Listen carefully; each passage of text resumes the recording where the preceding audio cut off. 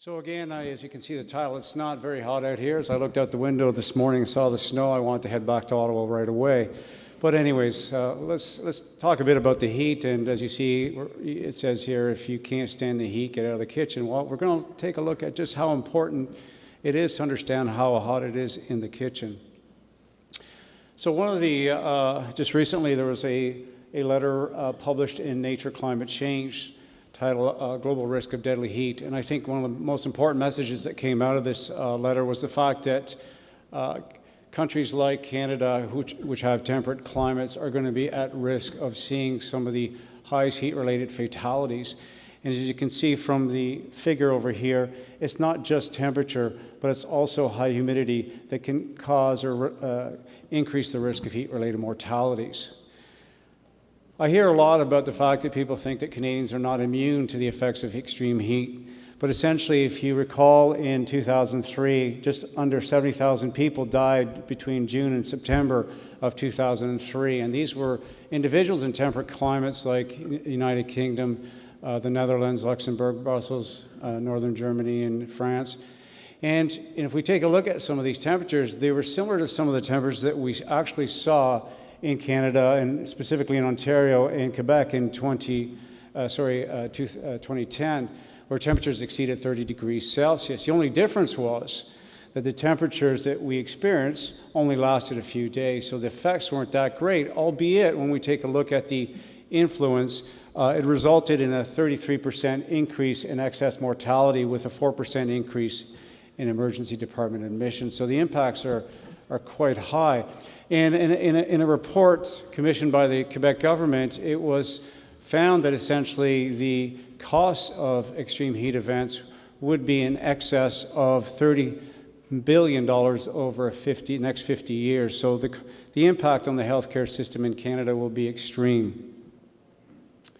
So how do we essentially assess that relationship? When we look at the relationship between outdoor temperature and human health, we can describe it based on a J curve or U curve.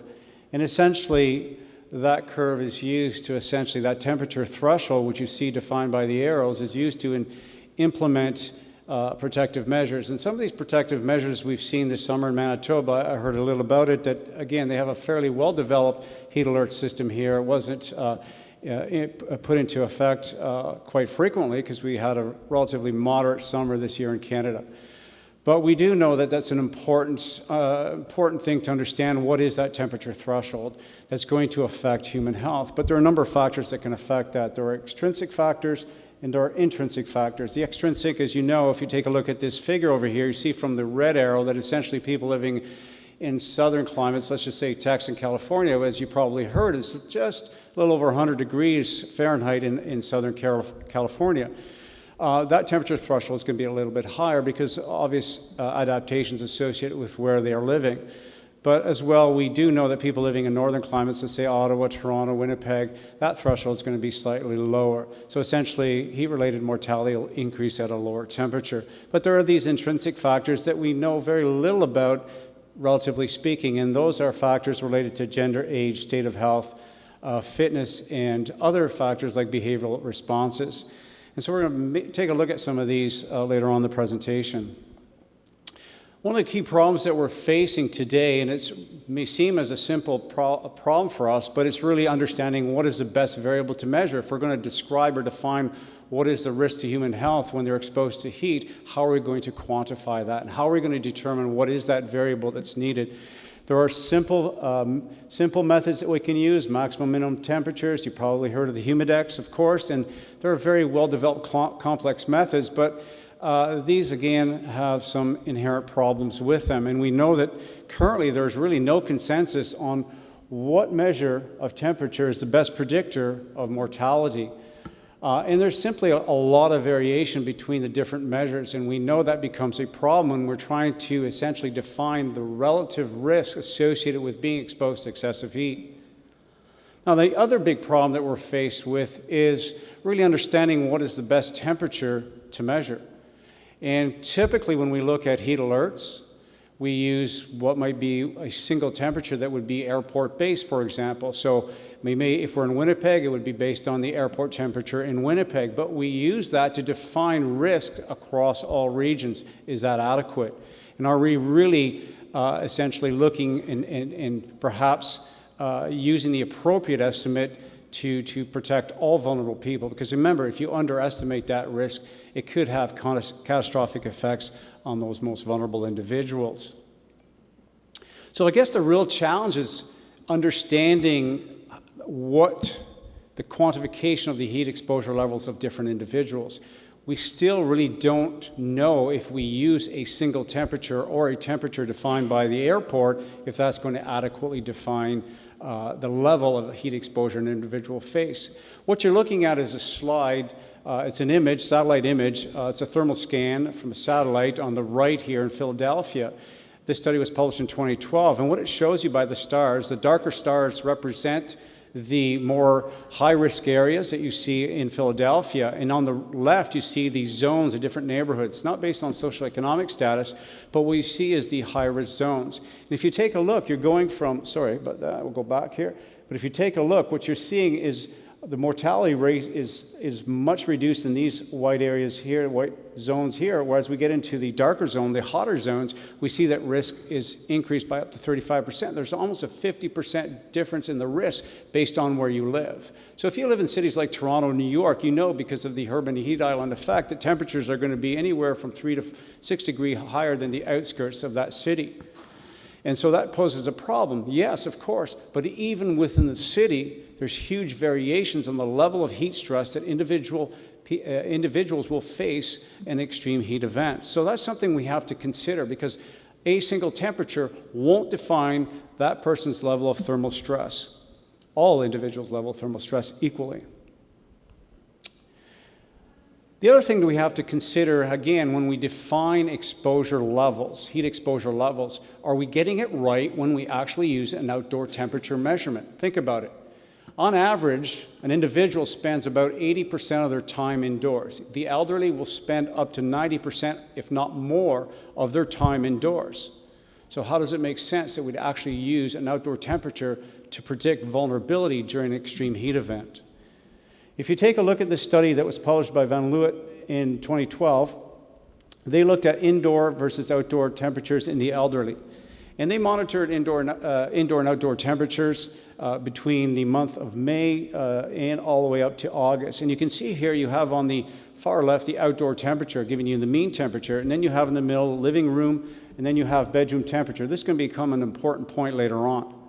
But the point being is if you look at the outdoor temperature, obviously it gets hotter as the summer months goes along. And certainly what you see is that the temperatures indoors are certainly hotter than what you see outdoors, but they're fairly consistent and they're high. Similarly, we look at the bedroom temperatures and they're high as well. Most importantly, what you see is the responses of the individuals, that the majority of the people, as the summer progresses, cannot tolerate this 1 degree, this few degree change indoor becomes very difficult for them, and they perceive that as very warm. And so that then becomes a problem when we try to base things on an indoor temperature. I want you to take a look at this slide here. Again, it's part of the same exact study, and what you're looking at is in a brief heat wave, if you will, during the study. And it's in the Netherlands. And what you're seeing here is in the black lines, these are the daily outdoor temperature variations. You got your dark line represents the mean, and you're looking at the red lines, which are the indoor temperatures. Now, when you're outdoors, you get you get a bit of a reprieve in the evening as temperatures cool down.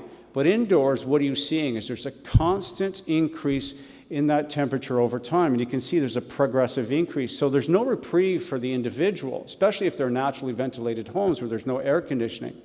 So the thermal load on the individuals becomes constant. And therein lies the problem.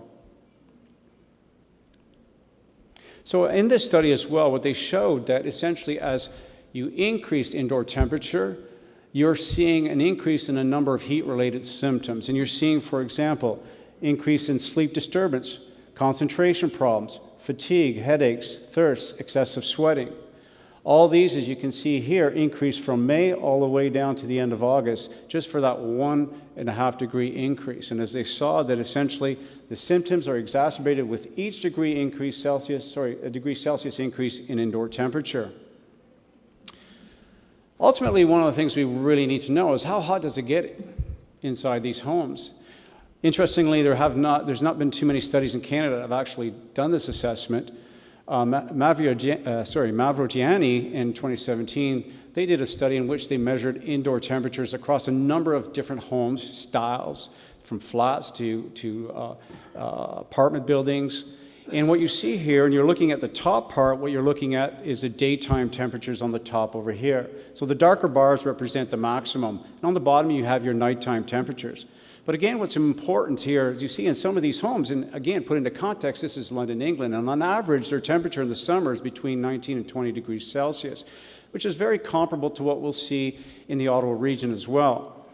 So what you're looking at is some temperatures indoors can reach up to 32 or 34 degrees. Again, it's all based on construction of the home, where they're located in the city, proximity, if they have open green spaces, or are they, surrounded by high rises and what have you. But in the bottom part, what you're seeing as well is the nighttime temperatures, again, peaking up at 32 degrees Celsius.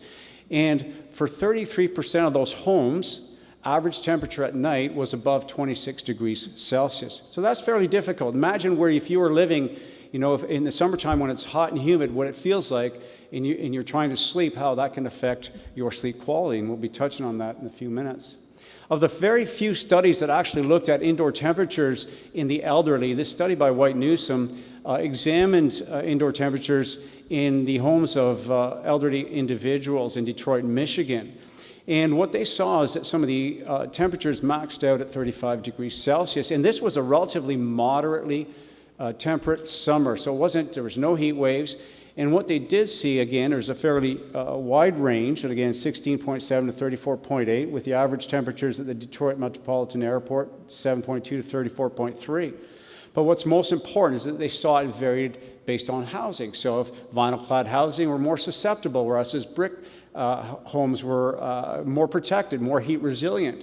And that, again, talks about the importance of construction and the type of insulation homes have. But ultimately, there are huge differences in indoor temperature. And it comes back to the fact that when we try to define one single temperature to represent the level of thermal strain an individual may experience may actually underprotect very vulnerable individuals. In the same study, what was interesting, and again, we could say it's easy, you use an air conditioner. And that seems to be a very logical, easy solution. But you have to remember that in Canada, just over 50% of Canadians actually have air conditioners. And in this study, even those individuals that had air-conditioned homes still had temperatures that were in excess of 34 degrees Celsius, as you can see here. They did not differ between those with and without air conditioners. So you have to wonder, why is that possible? You have an air conditioner, why don't they use it? In this study by Lane on the bottom here, they showed that 79% of seniors that were surveyed, so 719 seniors were surveyed in New York City that owned air conditioners, 79% that owned air conditioners rarely used them. And that's important. Why? And they were able to demonstrate that many of them felt too cool. Cost of electricity indicate that they did not feel too hot.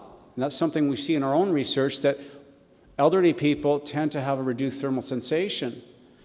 And they felt overall that they were accustomed to heat. They said, listen, the summer's gone by, I feel good, no problem. And also some preferred fans.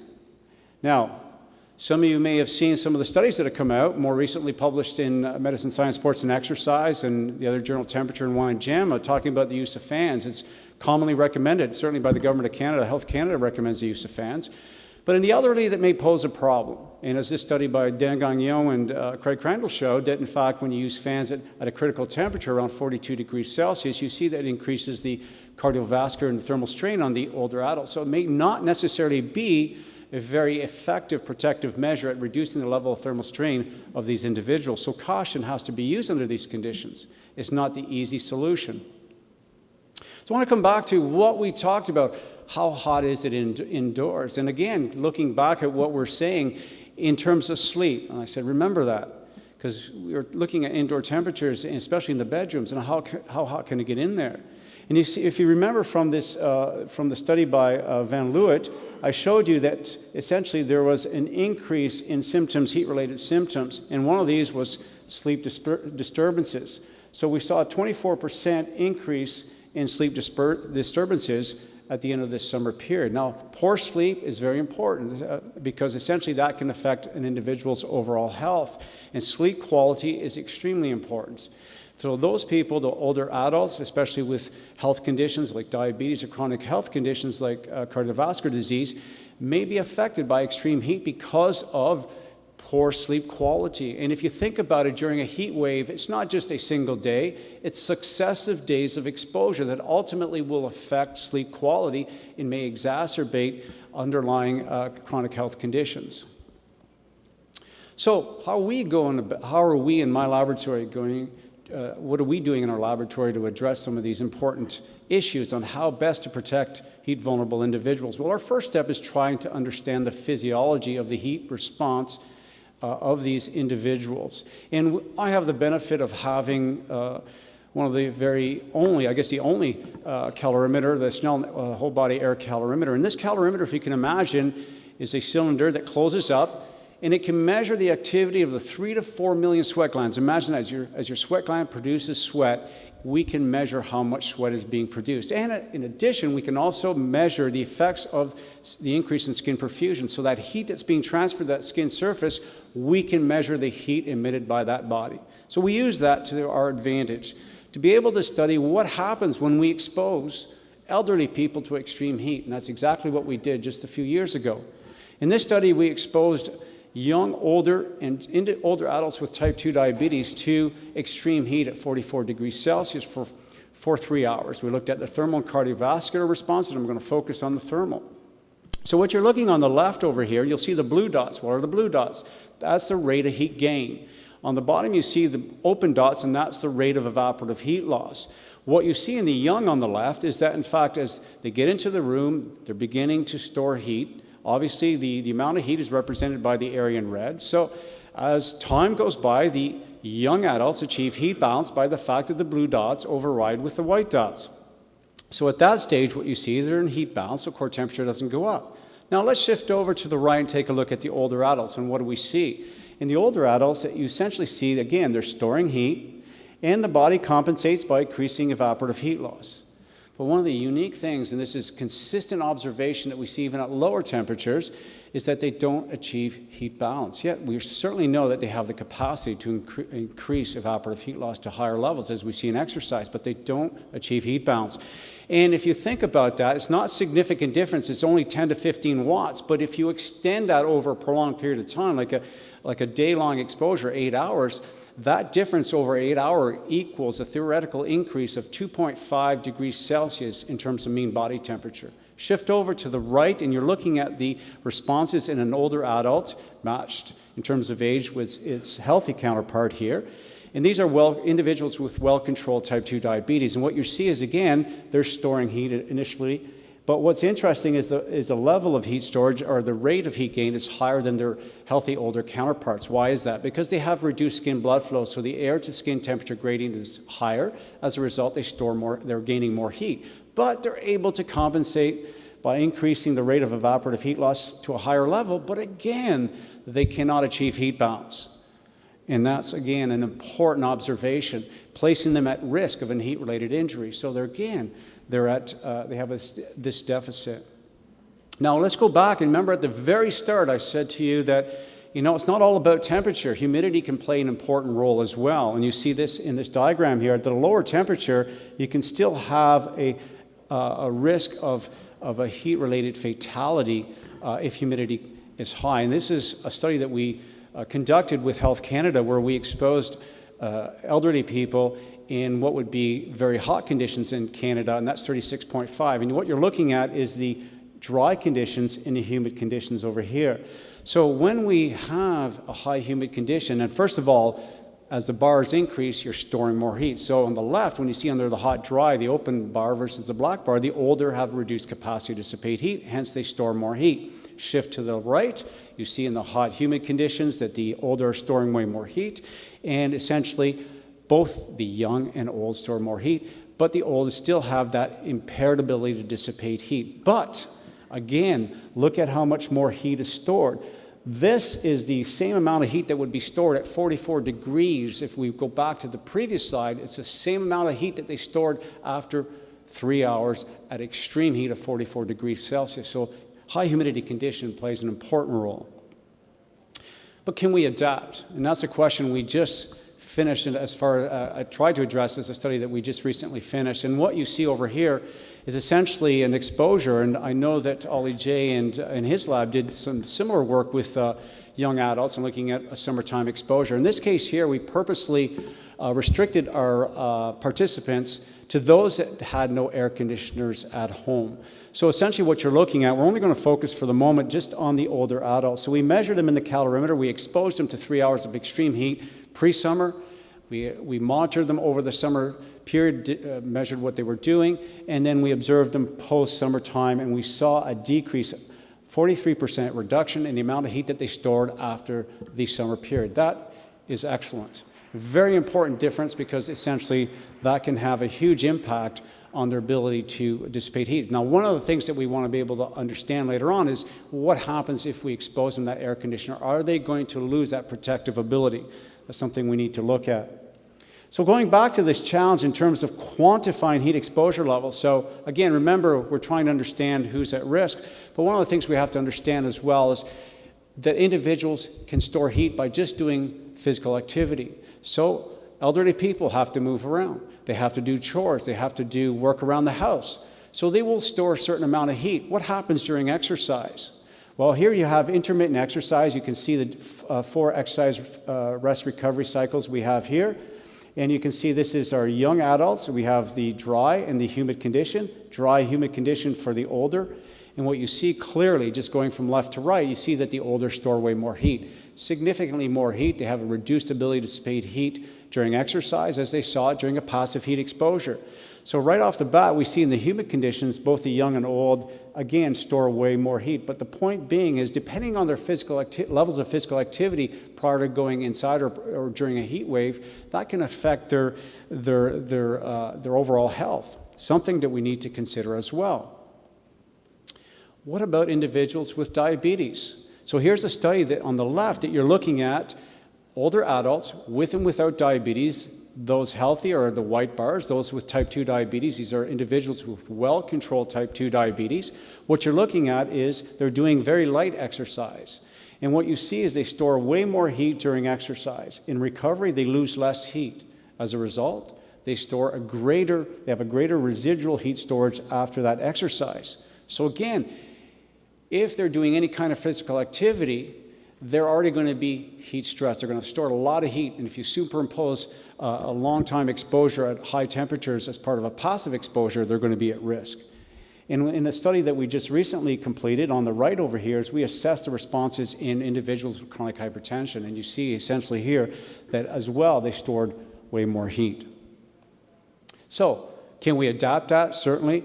We can see that, in fact, when we have older adults with type 2 diabetes, and we have them undergo an 8-day heat acclimation protocol, we can actually reduce or improve their overall capacity to dissipate heat and you'll see that, in fact, they have a reduced heat storage by 30%. So they increase their ability to produce sweat and for that sweat to evaporate to create that cooling effect that they need. So maybe there's a way, if we think about that, we use exercise in the management of chronic disease. Maybe in the early season, I'm talking about the spring, that if we can modify that to include exercise in the heat under controlled conditions in older adults with chronic diseases, that would benefit in the early part of the season to prevent heat-related injuries, which are going to be more likely to occur in a heat wave that occurs in the early spring. So on that note, just to finish off, in summary, we know that it can get very hot in the kitchen, and it's something that we have to consider. We can't just rely on the measurements of outdoor temperatures. Again, one of the things that, even though I've shown you some information, there's a lack of knowledge about our understanding related to the physiological responses of those vulnerable individuals to high heat stress conditions. And that's something that we need to do more work on so that we can develop adequate and correct protective measures that will ensure that we can maintain the health and safety of our most vulnerable individuals. Thank you very much.